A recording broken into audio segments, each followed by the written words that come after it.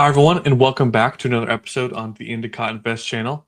Today, we are tackling building your wealth $100 at a time. So, obviously, I typically do these videos on Saturdays, but I had a crazy busy weekend, so I'm recording this on Sunday. But yeah, let's hop into it. So, again, this week, as you guys know, as we typically go through this, the goal and the idea of this video and the idea of this, what I'm doing here, is investing $100 a week.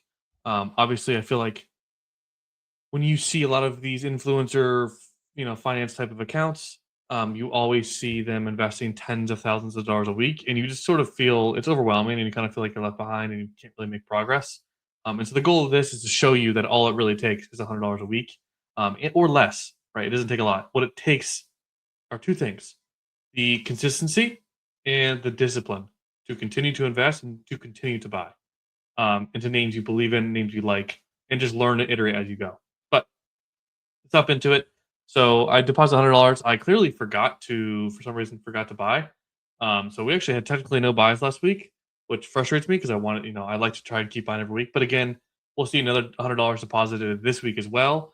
So I actually have $200 of buying power to spend on. As you guys saw last week as well, we started a new position in Nvidia. There are quite a lot of positions I'm looking at.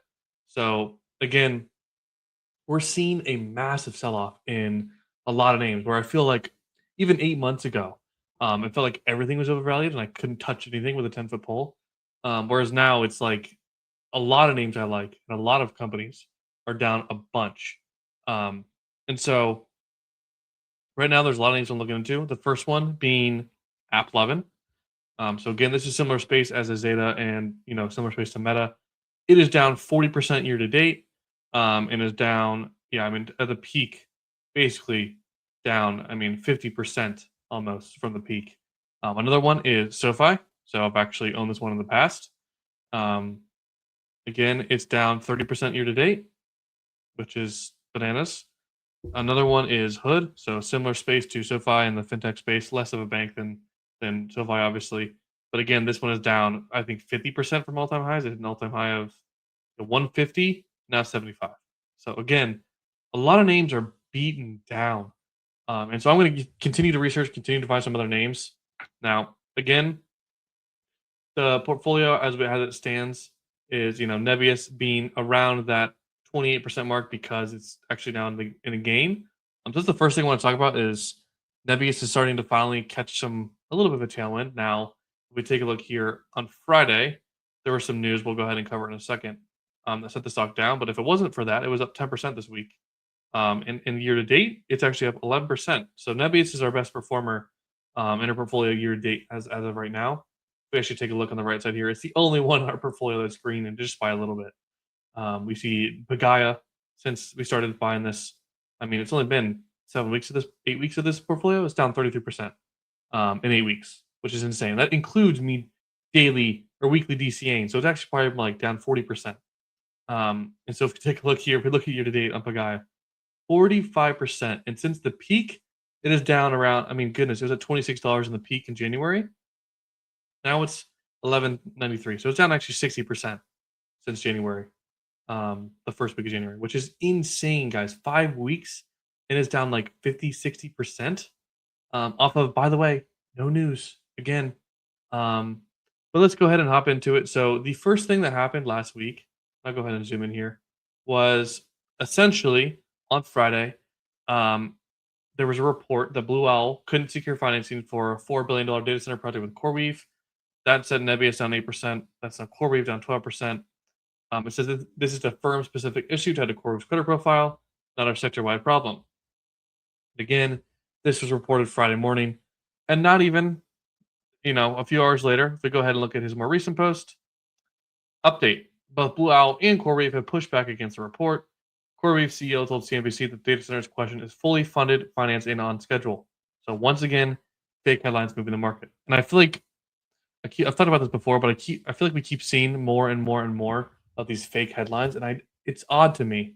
It seems like every other week we see an AI data center headline that's something trying to be bearish, and so we really are in a just a sentiment in terms of high beta and especially AI names that are just in a super bearish sentiment right now. It feels really similar to me to 2022. where we kind of saw names go down 60, 70, some 80%.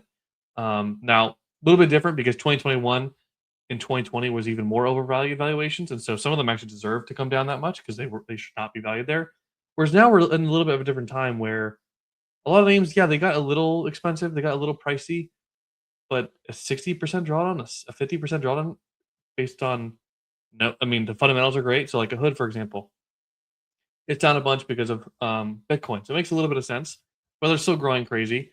You also have, I mean, it's some names like we're going to talk about right here. We go ahead and pull up the port. Some names like a Zeta. Nothing has fundamentally changed on Zeta. Nothing. They've actually increased their guidance in November of last year.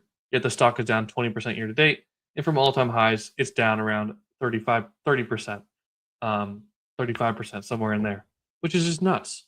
When they're about to probably, in my opinion, be gap profitable on Tuesday, which is awesome. Um, as I will be covering that live, by the way, for anyone that's interested in watching. I will be live with probably Mathematica and a few other names in the data community. But yeah, I mean, it's been crazy macro wise. And so, but there's a lot of names that I'm looking at, right? And so this is just the goal of these episodes are kind of just to show you how I think about investing and taking things as they come. And so I really would want to expand the portfolio. Another sector I really, really want to get into and that I've never been able to get into is CrowdStrike, or I guess the sector being cybersecurity. So on, and here's just an example of what happened. So on Friday again, Claude released a bunch. I mean, they release things like every day at this point, but they released a feature, and let me see if I can find it. Basically, they released an app or a product that can now basically it helps with cybersecurity. I'm trying to see if I can find it here. Yeah, so Claude Code Security. It scans code bases for vulnerabilities, suggests target software patches for human review, allowing teams to find and fix issues that traditional tools often miss. Which is like, and then it sends CrowdStrike. If we take a look here, it sends it down. I mean, what? At one point, it was up 2%. So it sends it down 10% based off one tweet here. I mean, 430 down to a low of 387 based off one singular tweet by Claude. So clearly, we're in this insanely bearish for SaaS and any names that could be somewhat involved in AI, macro related.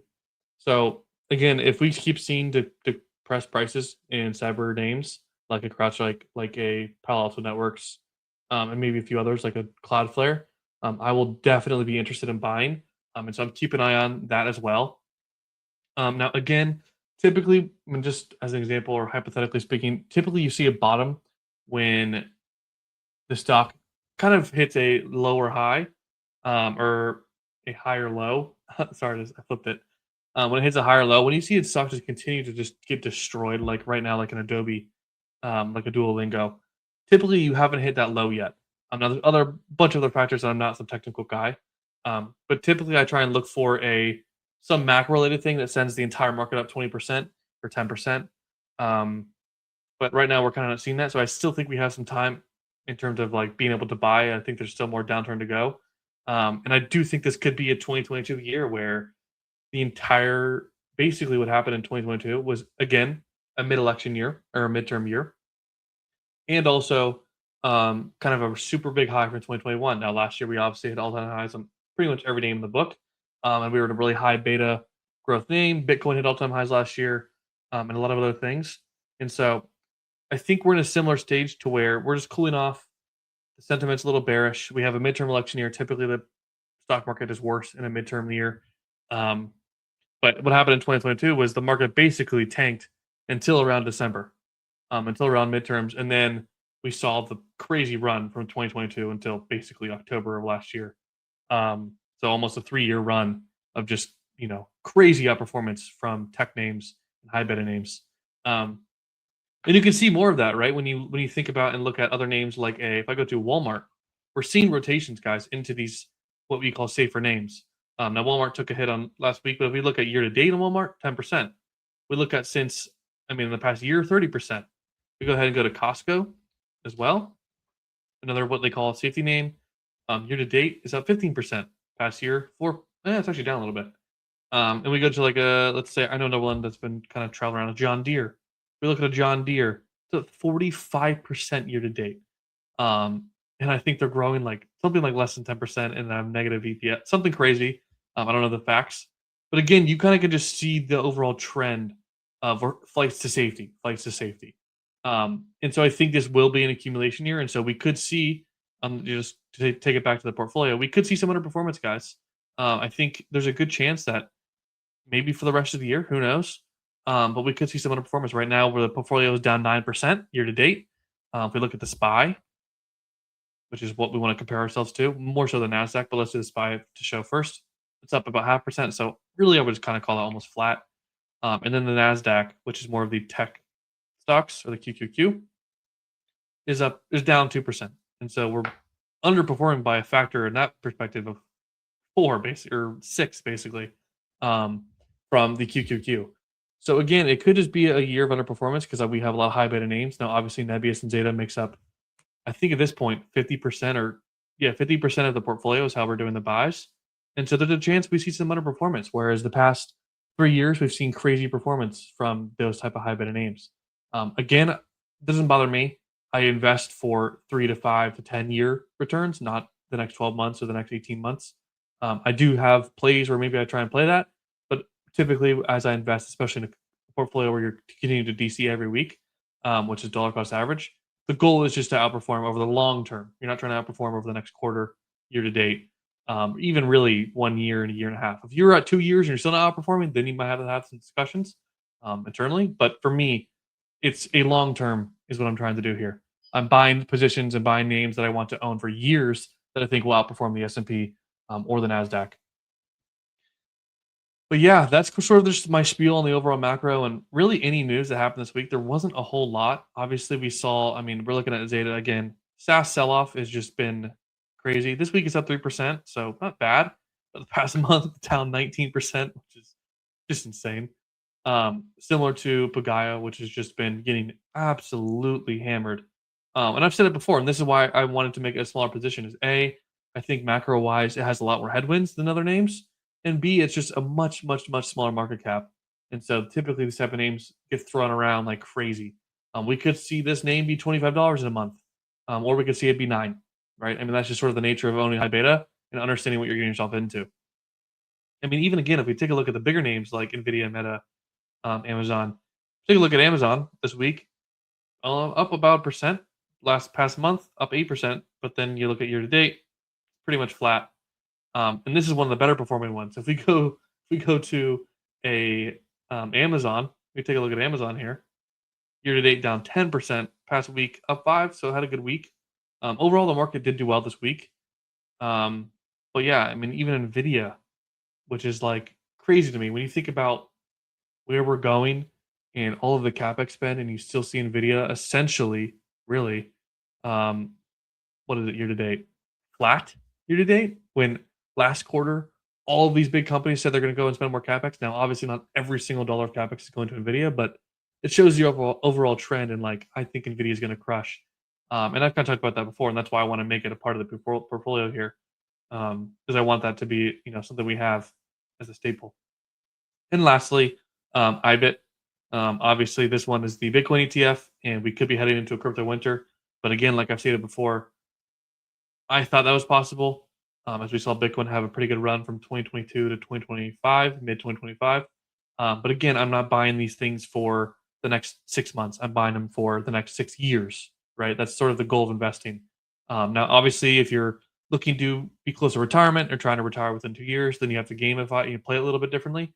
But I'm young, right? And so my goal is to invest for the next, I mean, decades, not even years, but the positions I'm building now are for the next 3 to 5 years, as I think they're well positioned to outperform. But yeah, open to deposit another $100 this week. I think I'm going to continue buying the same names, so continue keeping up with Zeta and Nebius. I will honestly, I might save a little bit of that cash, and maybe just wait and see if there's some more news of the headwinds, and maybe start some what I call starter positions. Now that's when I buy just a little bit, a really really tiny amount of a position I want to look into, because when I see that daily fluctuation of the price, it keeps me in tune with what news triggers the stock, so that gives me an idea of what's bearish, what could be some bearish news for it, what could be some bullish news, understand how the market thinks about that company, as well as be able to keep up with the stock. And just when I see it in my portfolio every day, it makes me go, oh, I need to research, oh, I need to research, oh, I need to research. And so it's called a starter position. So again, with something like this scale where it's, a $700 portfolio, I probably would do like, 5 or $10 just to have it in the portfolio. Keep it here on the right side. So every week it forces me to talk about it, forces me to continue to stay up to the news and research it. And now one of those names might be a CrowdStrike. It might be an App Lovin. Those are two names I'm really liking. Um, and so keep you apprised. I'll keep you guys apprised, and we'll kind of stay up to date with it. I still think there's some downturn for a lot of names, and so I'm kind of in a point where I'm debating whether I wanted to start a little bit and just DCA weekly, or wait until we see a big drawdown and kind of go in a little bit heavier. But yeah, nonetheless, appreciate you guys supporting. Apologies for this being a day late. But yeah, thanks you guys for following along, and I'll catch you guys on the next one. Peace.